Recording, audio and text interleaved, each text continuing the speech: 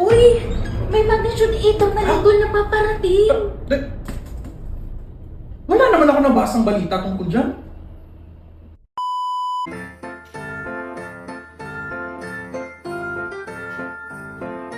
Uy! May tsunami raw. Saan? Saan? Wala naman eh. At malayo tayo sa dagat. Okay ka lang? Eh,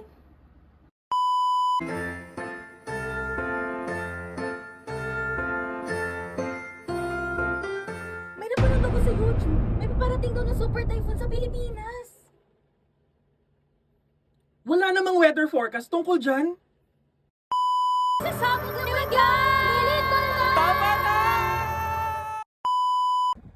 Saan mo ba kasi nakukuha yung mga yan?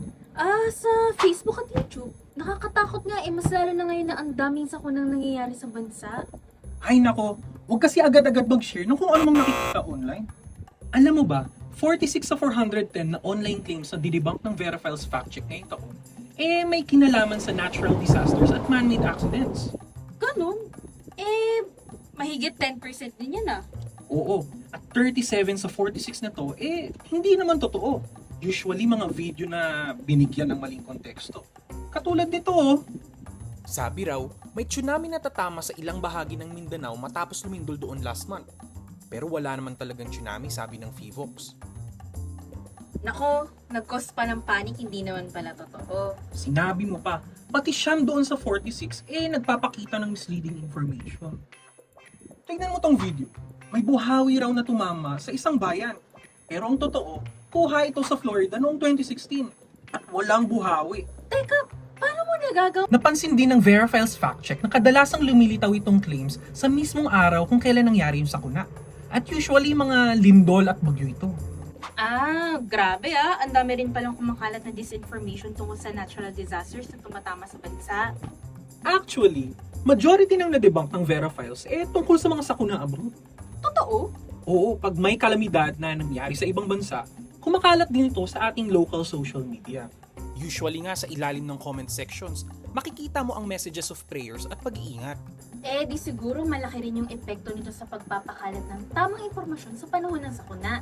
Oo, pasakit daw talaga ito, sabi ni Veronica Torres, meteorologist at weather forecaster sa Pag-asa.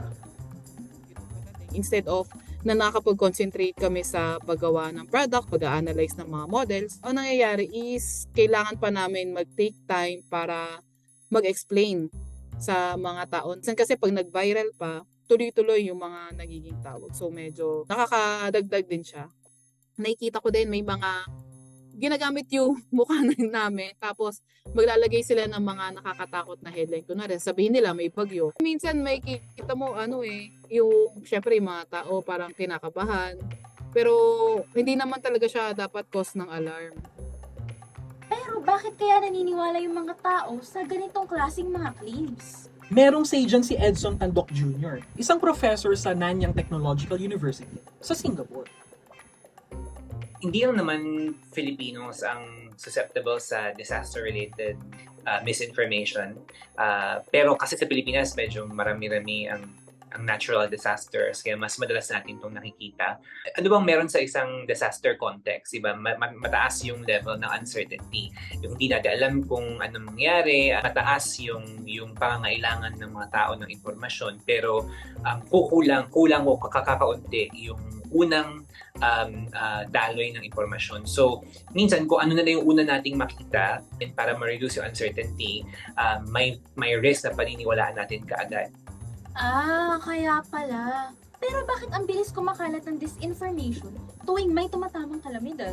May paliwanag din dyan si Sir Edson. Isang malaking market ang Pilipinas para sa mga gustong mag-monetize ng content o magpa-viral ng content. And dahil marami sa atin nag-spend ng maraming oras sa social media, nag-share tayo agad ng hindi natin bine-verify muna, mas lalo pang lumalawak yung reach ng ganitong mga videos. Malaki rin talaga ang epekto ng disinformation tuwing may sakuna, no?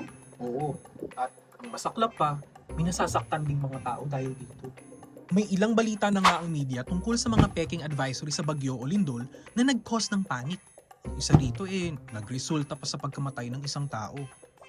Kaya, importante talaga ang fact-checking, no? Talaga. Kaya, Uy, wait! May prediction daw ang FIVOC sa may tatamang magnitude 8 na lindol sa Cagayan de Oro at Surigao? sandali lang. Huwag agad magpanik. Sabi nga ni Sir Edson, Mas mabuting maghintay ng impormasyon sa mga mapagkakatiwalaan na sources ng information, lalong-lalo na sa disaster. kaya hinga ka muna ng malalim. Okay, saan mo nakuha yung post? Sa kaibigan ko. Mag-check ka muna ng official or reliable sources katulad ng FIVOX o Pag-asa. May sinabi ba sila tungkol dyan? Ito, may statement ng Office of Civil Defense ng NDRRMC. Hindi raw pala totoo yung kumakalat na post. O di ba? Kaya wag agad-agad mag-share. Kung wala pang pahayag ang ahensya ng gobyerno, maghanap ka ng at least 3 ulat na binabalita yung claim na yan. Ay, oo nga. Wala rin namang mga balita tungkol dun eh. Mahirap nang walang alam. Sana kahit ilang minuto i-check natin kung totoo ba yung kung ano man yung nakikita natin online. Kaya laging tatandaan, everyone can and should be a fact checker.